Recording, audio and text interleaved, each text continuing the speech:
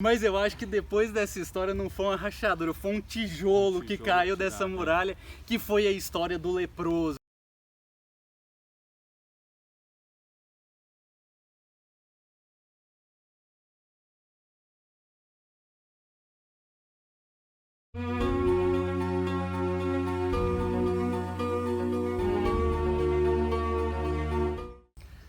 Paz e bem para você que quer ser santo, para você que ainda não descobriu o que quer ser santo. O que acontecia nessa época de Francisco? Eu acho que até um pouco pegando o evangelho, assim, por mais que pensa que isso já apareceu em tantos evangelhos, né? Jesus incluindo os leprosos. Nessa época, a gente está falando de 1200 anos depois, o bendito do leproso tinha que andar com um sino no pescoço para anunciar que ele estava chegando, né?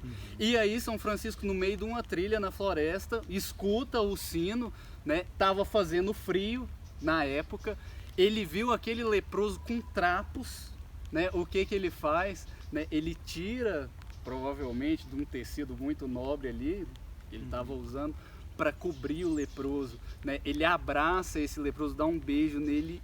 E eu acho que naquele momento ele deve ter visto Cristo assim, ó, nos olhos do leproso, né? É uma grande chave da espiritualidade franciscana nesse momento, né? A gente não entende a conversão de Francisco sem a pessoa do leproso, porque ali a fé dele deu uma guinada, né, muito grande. Ela saiu das paredes da igreja e se encarnou, né, no corpo daquele pobre leproso que, como você já ressaltou bastante, né, esse sentido de que o leproso era um lixo, né? Era assim o escárnio da sociedade, tanto é que não era permitido a um leproso conviver com os demais cidadãos, né? Dentro dos muros da cidade não se era permitido. A comunidade leprosa era colocada de fora, né? De fora significa o que está de fora é o que é contra nós e o que não presta para nós, portanto é um lixo. Francisco descer do cavalo e ir ao encontro de um leproso significava um passo muito radical na sua vida. Significava ir contra uma sociedade inteira, né? Uma mentalidade da sua época. O jovem, ou seja, que joga para o ar tudo aqueles princípios que ele aprendeu como os mais corretos, não se aproxime, né? Perigo, não merece a nossa atenção. E Francisco se dirige para aquele leproso, dá o beijo, o ajuda, né? E ali a gente vê o Cristo encarnado. Ele que abre o coração e depois ele se descobre no leproso, né? Não era simplesmente ir ao encontro do leproso, mas era ir ao encontro da sua própria lepra. Uma lepra que ele via que estava nele, mas que era reflexo de toda uma sociedade que excluía esses pobres filhos de Deus, não é? Que carregavam essa marca no corpo, não só uma marca física, mas uma marca de sofrimento social, né? E Francisco já começa daí uma revolução. Uma revolução que depois os frades, as clarissas vão se dedicar tanto ao serviço dos leprosos como um lugar de conversão mesmo, de resposta ao evangelho bem concreta, né? Eu diria que aí dessa muralha que ele tinha, né, que o impedia de pegar caminhos mais profundos, caiu talvez assim o primeiro tijolo nela, que já estava bem rachada, caiu o primeiro tijolo. Mas eu acho que assim, que vai cair um pedaço grande dela mesmo, seria com o fato lá da igrejinha de São Damião, não? São Damião, né? É interessante a gente estar falando de tijolos, porque a gente vai descobrir agora o Francisco reconstrutor, né? Um pedreiro, literalmente. Um pedreiro, né? Literalmente, exatamente. Era alguém com perguntas muito profundas no coração, disso a gente não pode negar. Alguém que vivia profundamente angustiado. O que fazer da minha vida? O que vai dar sentido? O que vai preencher? Né? O que vai me fazer feliz? Né? E essas perguntas, ou seja, aonde está o real sentido e o valor da minha vida? Se em tudo aquilo que eu coloquei eu não encontrei, aonde está? E essa profunda angústia que é própria de todo ser humano, de todo filho de Deus, né? Que é esse de fazer e ir atrás do seu caminho, a sua vocação, fez Francisco sair, ir atrás, né? Tanto que a gente vê a cidade de Assis, uma cidade murada. Nesses muros haviam pequenas portas, ou pequenas saídas clandestinas. Francisco procurava essas saídas clandestinas como um refúgio. Aquele tempo de um Francisco meio perturbado, né, do coração. E isso faz Francisco ir, não poucas vezes, a essa igrejinha chamada Igrejinha de São Damião, que era uma igrejinha na encosta da colina da cidade de Assis, em ruínas, né? Em ruínas. Então, em um determinado dia, Francisco, inspirado, não é? Porque Deus incomoda também, em alguns momentos. Claro. Né? Vai no coração e incomoda de fato para fazer a gente descobri-lo, né? Descobrir o nosso caminho. E inspirado justamente por isso, Francisco entra na igreja. E aí faz aquela oração com a qual a gente abriu o nosso vídeo, a oração diante do crucifixo, que é muito cara a nós, né? Que pode ser sintetizada justamente nessa pergunta: Senhor, o que queres que eu faça? O que queres que eu faça, afinal de contas? E me mostre também os meios de fazer, porque é só com os seus meios que eu vou conseguir fazer perfeitamente, né? Que aí é quando Francisco, diante daquele crucifixo de São Damião tão especial a nós, que é do Cristo de olhos abertos, né? Um crucifixo com o Cristo glorioso, que olha na direção. Francisco recupera aquele crucifixo que estava então abandonado na igrejinha em ruínas, limpa o rosto, né, de Cristo. É belíssima essa cena, representada até por filmes, né, na literatura franciscana. Francisco que recupera a centralidade de Cristo. Daquele Cristo, Francisco ouve o grande mandato, né? Francisco, não vê que a minha igreja está toda em ruínas? Não vê, olha para o lado, não vê que a minha igreja está toda em ruínas? Vai e reconstrói a minha igreja. E eu deixa eu só fazer um parêntese aqui, porque é sensacional essa parte de como assim Deus enxerga além e às vezes a gente enxerga só ali o que está acontecendo.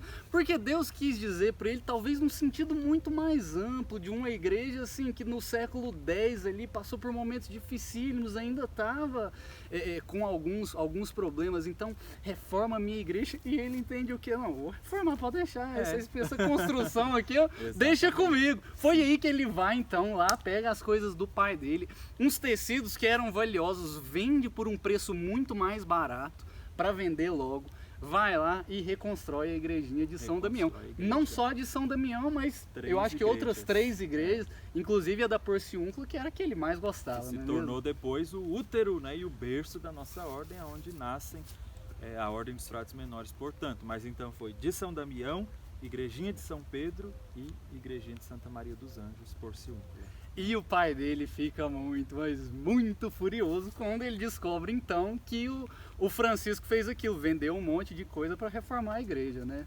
Sim. A gente pode imaginar isso hoje, talvez. Um pai, por exemplo, vamos supor, né, que investe muito em um filho, né? Paga uma universidade, aquela coisa toda, projeta a vida de um filho e de repente ele vê o filho indo num sentido totalmente contrário àquilo. Você imagina o que é uma frustração, uma decepção de um pai. Fica furioso. Ele prendeu o Francisco dentro da própria casa, né? A mãe que foi misericordiosa e resgatou ele de lá. Mas eu acho que esse momento talvez seja um outro momento chave e será infelizmente o nosso último fato desse vídeo, porque como eu falei, a vida de São Francisco é muito grande, compensa ainda muitos outros capítulos, a gente vai sintetizar, senão esse vídeo vai ficar muito grande. Sim. Mas então, a mãe misericordiosa solta o Francisco de lá, ele fica de frente com o pai dele, fala: pai, eu renuncio toda a minha herança, renuncia a roupa que eu tô no corpo, né? Tira a roupa e sai peladão de lá, né, para ir cumprir o seu dever. E isso em praça pública, com toda a cidade reunida, porque o pai não se contenta só em reaver as suas posses dentro de casa, né? Enquanto uma referência jurídica e de governo da cidade, nós tínhamos naquela época o bispo. O pai convoca o bispo e o Francisco, né, para a praça, ou seja, a gente vai legalizar esse momento e você vai ser obrigado a me devolver tudo que roubou. E se explicar diante da sociedade. E diante da igreja, como se a igreja tivesse algo com que ver com os bens materiais. Né? Mas o nome da família ficou manchada por conta desse gesto de Francisco, o louco, que além de não cumprir o mandato da guerra, agora joga todas as posses da família para os pobres, né? Ou vende em folhinho, etc. Mas então chega esse dia, né? A cidade toda se reúne inclusive Clara com sua família. A família de Clara era logo de frente à praça da igreja. Clara assiste esse momento com a sua família, né? Foi um momento de grande vergonha para a família de Pietro Bernardoni.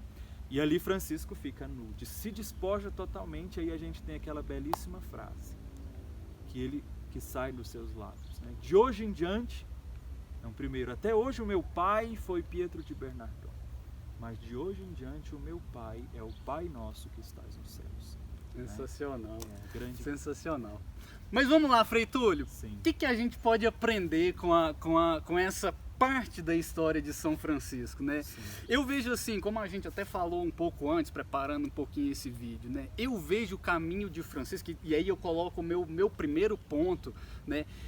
Que a santidade não acontece de uma vez em nenhum santo, nenhum dele é tocado e fala, pá, agora eu vou ser santo, né? Agora é uma decisão radical, uma decisão que você, ela bate muito forte no seu coração, mas existe um caminho, né? As muralhas que vão se rachando, cai um tijolinho, cai dois, cai um pedaço, né? E Francisco não foi diferente. Um jovem que tinha uma bondade no coração, ainda que vivesse uma vida quebrando pau, né?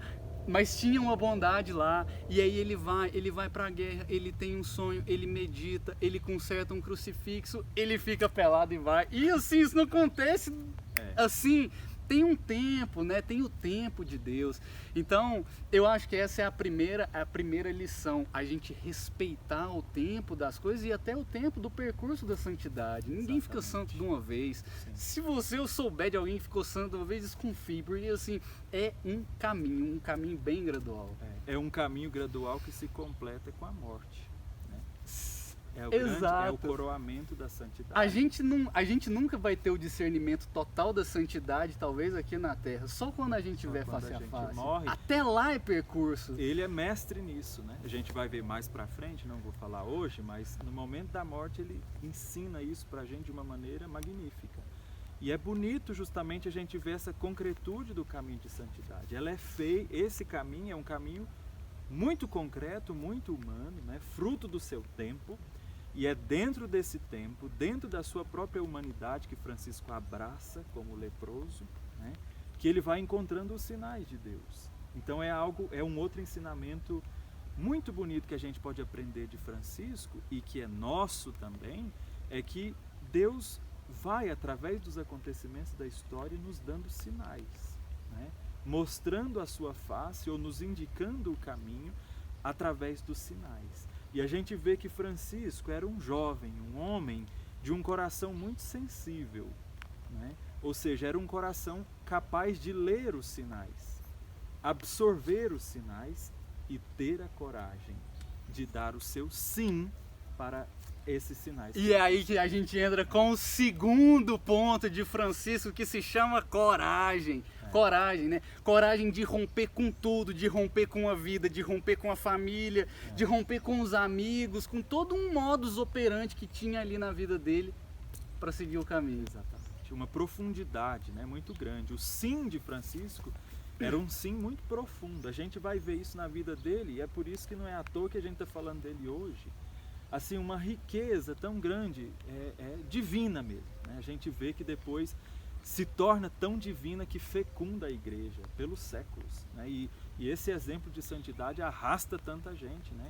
Até minha própria pessoa para esse caminho também. Graças a ele nós estamos aqui, graças a esse sim, a essa coragem que um dia ele teve, né? A igreja recebeu um dos maiores santos, né, que a história já nos contou. Sem nenhuma dúvida. Então é isso, pessoal. Coragem, caminho gradual são os dois pontos que a gente vai deixar aqui para vocês nesse momento, desse que foi um dos maiores santos da história da igreja, sem nenhuma dúvida. Já deixei um legado de 800 anos para a gente, né? Fazendo inúmeros santos. Inúmeros santos. Frei Túlio, brigadão. Nos encontraremos mais vezes. Pessoal, se você não é inscrito, se inscreva aqui no nosso canal e até a próxima. Um abraço, tchau. Tchau, paz e bem. E eu vou aproveitar para deixar a bênção com a relíquia de São Francisco, aproveitando que ela está aqui conosco, né? O Senhor esteja convosco. Ele está no meio de nós. Por intercessão de nosso seráfico Pai São Francisco, abençoe-vos o Deus Todo-Poderoso, Pai, Filho e Espírito Santo. Amém. Permaneçamos em paz.